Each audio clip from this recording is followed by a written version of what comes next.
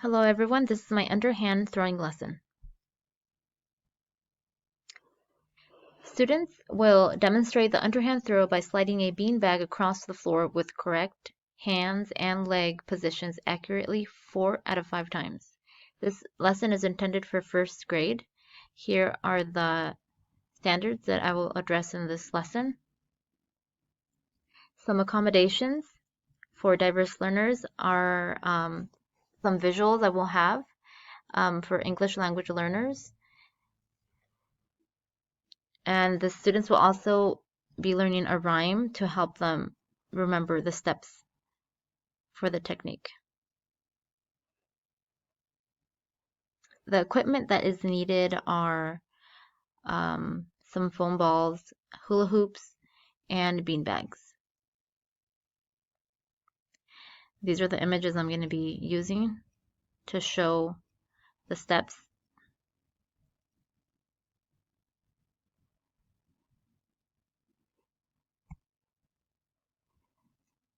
So captivating the students' interests, I'm going to say, has anyone seen a professional baseball pitcher wind up his arm and at the same time demonstrate that? We are going to use the underhand throw that pitchers sometimes use during professional games. Today we are going to improve our throwing skills and learn a new technique. But before we start, we need to make sure we know what throwing is and start a discussion on that topic. Leaving the classroom, students will line up, and they will demonstrate that they're ready by sitting quietly at their desks. The best location for this lesson is the gym because it requires the beanbags to slide across the floor. So any place that has a smooth surface would do great.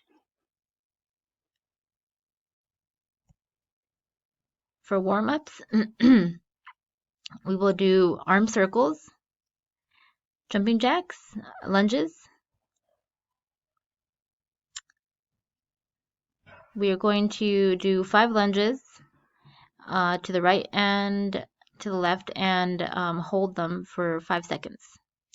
5 jumping jacks and also do arm circles forward and backwards, 5 each. To assemble the students to begin instruction, it's best to have them in a row because they will be demonstrating the steps and moving forward and throwing a foam ball. For the warm-up, they can be in rows.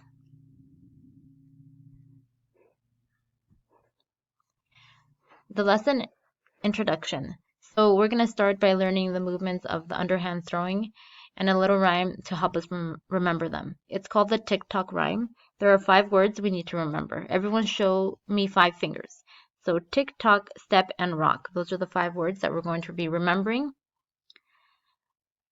So first, you're going to place your dominant hand, which is the hand that you use to write with, or hold your spoon or fork while you eat, and move it straight forward right in front of your chest. And I will demonstrate that with the palm facing up. Now move the arm down and passing your back, passing your body, and I'll demonstrate that as well. Next, step with the foot that's opposite from your dominant arm. Last, we're going to bring the arm forward all the way in front of the chest. So I'm going to do all the movements together, and then I will ask the students to demonstrate it as well.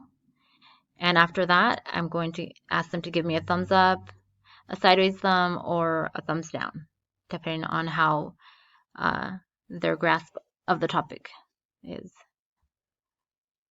So assessments, I'm going to mostly observe. I'm going to ask them the thumbs up, thumbs down, and I'm going to have a checklist for the last activity. The guided practice, I would have them line up and looking forward. so they have enough space to step forward and throw the ball. And the hula hoop, they'll be in pairs, so they'll be facing each other for that activity.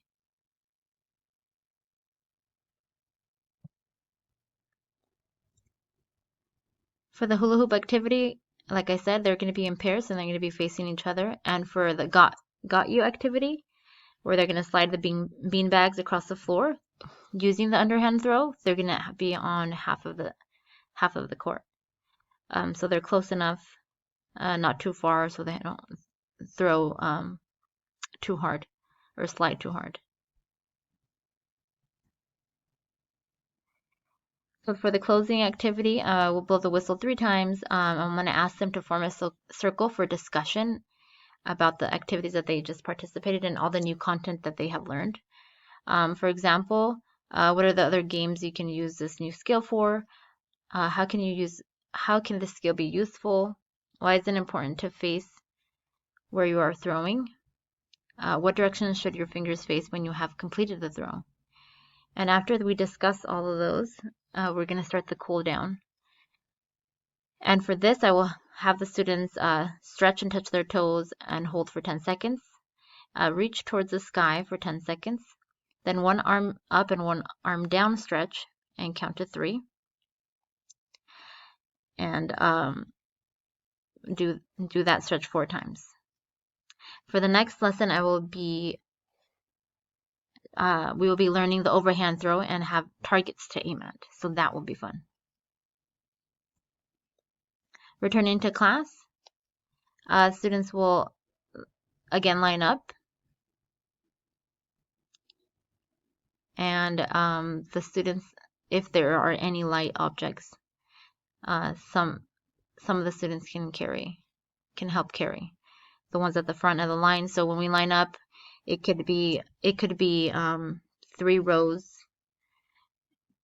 and the students can change that up. So whichever row is ready, then that row goes first, starts to line up, so the students can move around and everyone can get a chance to help. And that is all. Thank you.